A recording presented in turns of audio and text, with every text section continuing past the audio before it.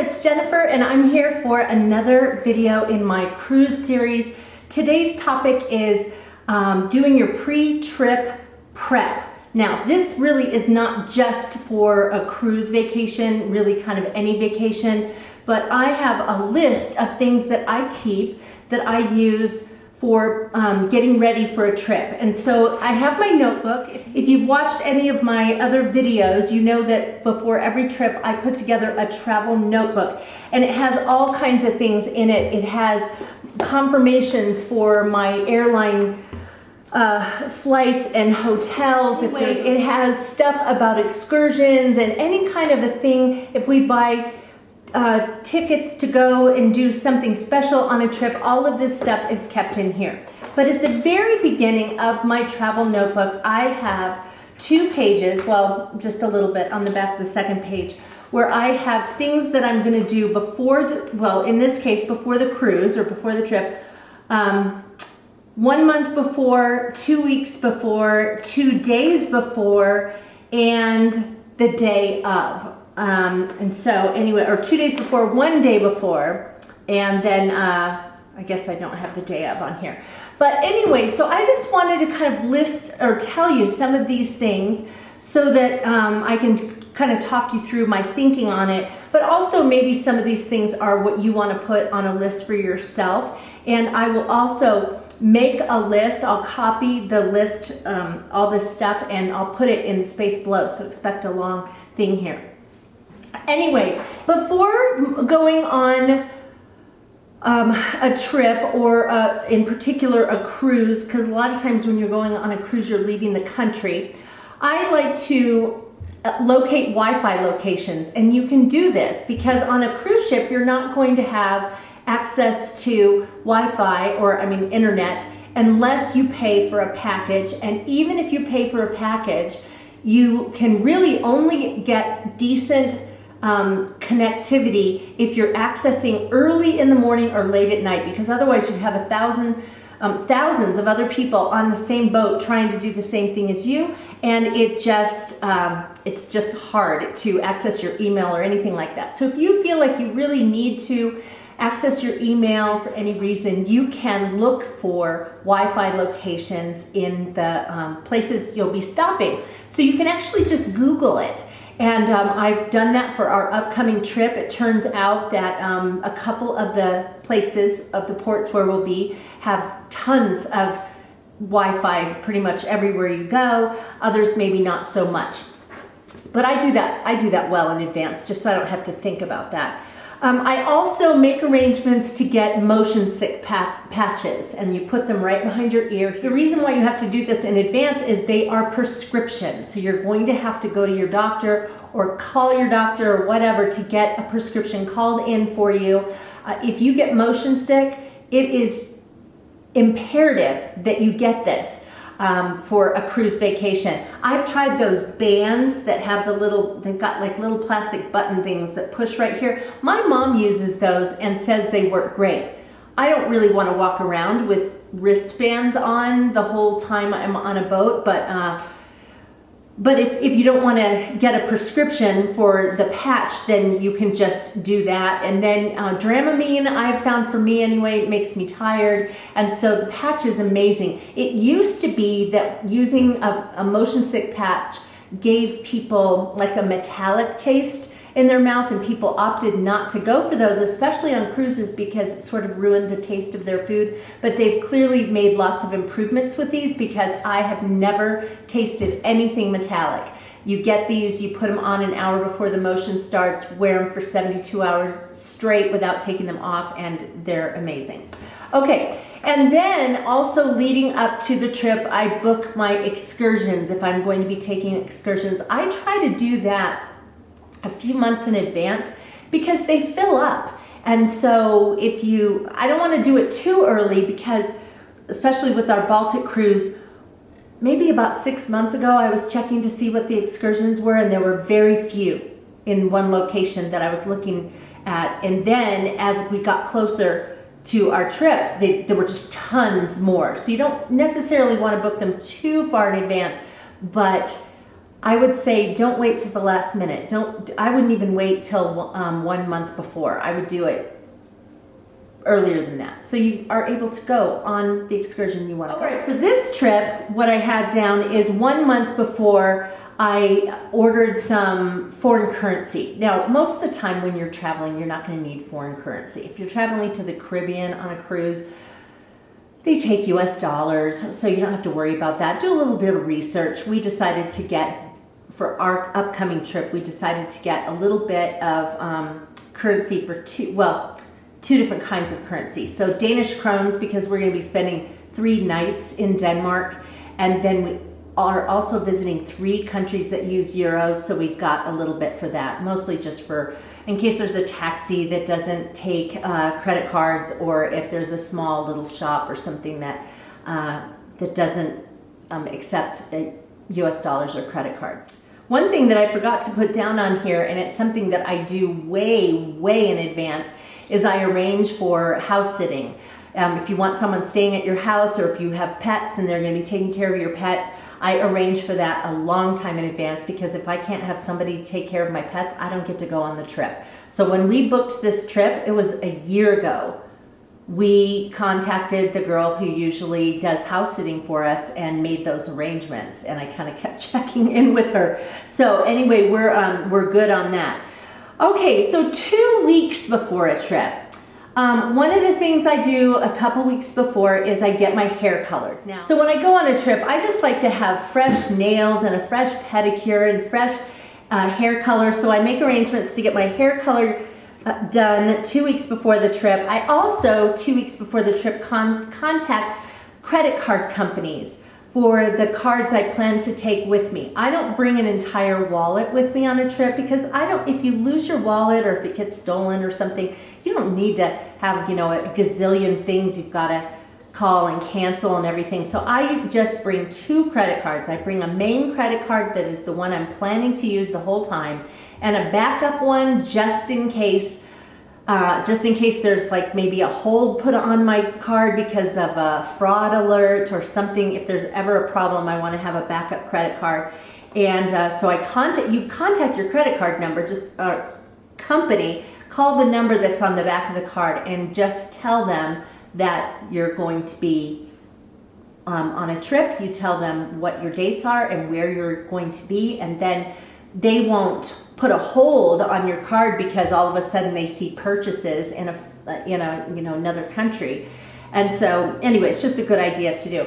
The other thing I do is I try on the clothes that I'm planning to take with me. Now, especially if I am going on a cruise, say to a warm climate like in the Caribbean, but I'm going in a colder month. And so it's been 6 months since I've worn my summer clothes, and so I try on my clothes to make sure that they're all fitting the way I want them to, because you want to make sure you go on the trip and feel very comfortable. So make sure you try on those clothes.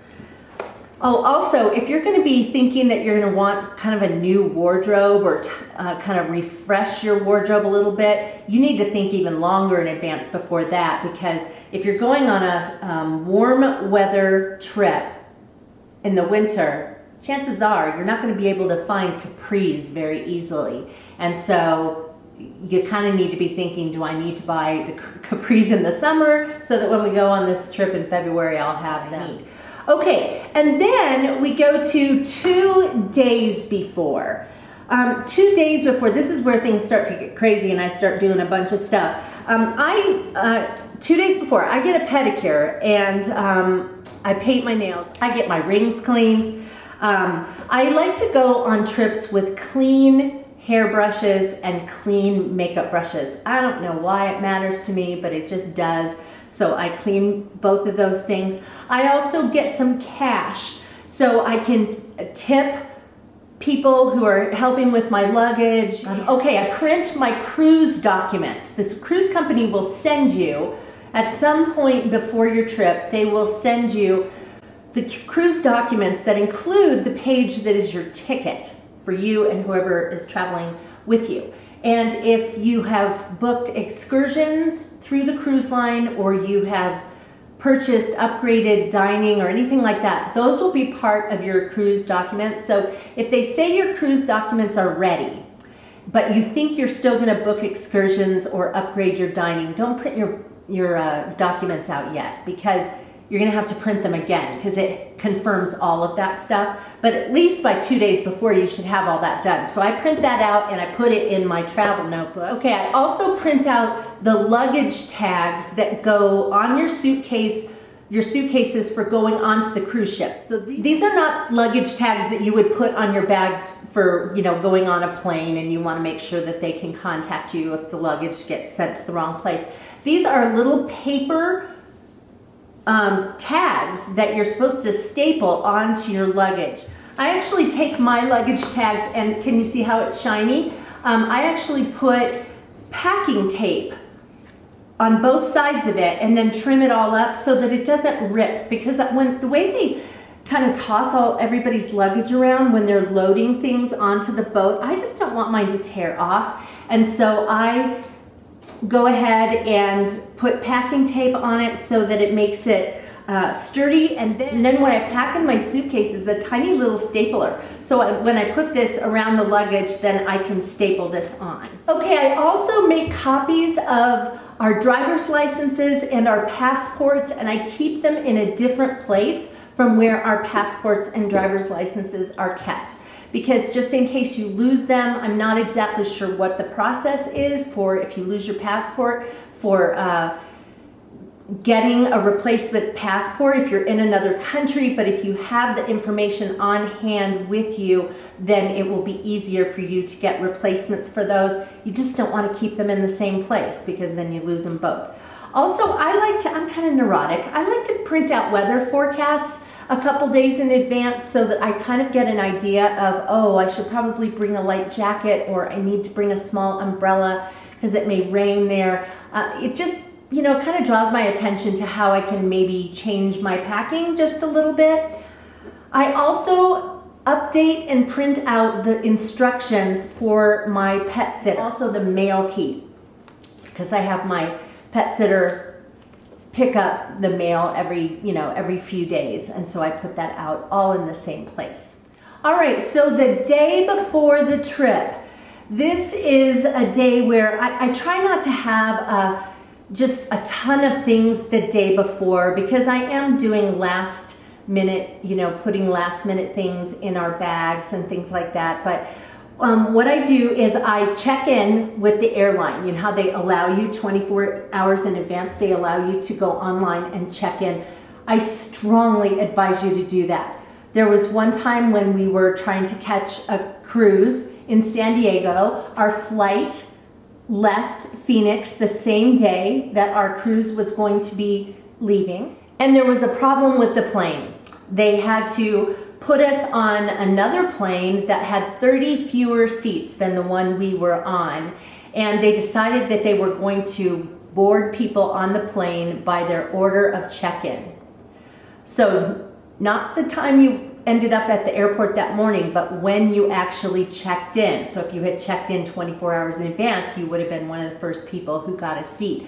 I had forgotten actually to check us in until dinner time the night before, and our flight, was at 10 o'clock in the morning, and so I had gone, pretty much half the day without checking us in. And so we were just sitting there, on the edge of our seats, because cruise ships don't wait for you. Unless you have the cruise line schedule your flight for you, and that costs a lot more. They don't wait for you. So my recommendation is, one, don't fly in for a cruise on the same day your cruise leaves. Go fly in the day before. It's just better safe than sorry. But always check in 24 hours in advance, because if something like that happens, then you won't have any problems. We also charge all of our devices and external batteries. So I make sure that my phone is charged, that my iPad is charged. Of course, I'm bringing the chargers with me too. I bring external chargers with me just in case there aren't enough outlets in the room. And we're taking an overseas flight this time, and so we will have 3 external chargers with us. Not that we're going to need all of them, but just in case one were to die, I guess. But, God forbid, my iPad dies while I am on an overseas flight and I can't charge it. But you know, I mean, if you can plan for it, why not? So we charge everything we're gonna bring. I have 2 batteries for my camera. I will get both of those charged. And so everything will be charged up and ready to go. And then I also changed to a smaller wallet. I do not like to bring all of my stuff. I just don't need to run the risk of losing that stuff or having something fall out. So I usually take a little makeup bag and put in a couple of credit cards, my driver's license, my insurance card, you know, just stuff like that. And then just keep that little tiny wallet. Now, if you do have credit cards that have the chip on them, you're gonna wanna make sure that the wallet you put things in is an RFID blocking wallet, or you wanna get the little sleeves that you can put credit cards in that are specifically for RFID blocking, because otherwise people can walk right past your purse and they can swipe information off that chip without you even knowing it. Okay, so that was a lot of information, but those are the things that I do to prepare for an upcoming trip. So I'm getting to the point where I'm gonna need to be doing some of these things. And I just recommend printing all this stuff out. And so if you're going on a trip, you don't have to recreate a list like this. You can have it on your computer and bring it up. You don't have to put it in a travel notebook. I happen to like to keep everything together, but just to have it someplace where you can check and make sure you haven't forgotten anything. So anyway, that is it for now. If you have any questions, please go ahead and ask those questions in the comment section below. And if you have any other pre-trip things that you do, please share those things with us. I think we'd all like to hear. I hope you guys are doing well. I hope you're enjoying this series. If you're not subscribed, I hope you will. And we'll see you again on Busy Being Jen. Thanks for watching, you guys. Bye-bye.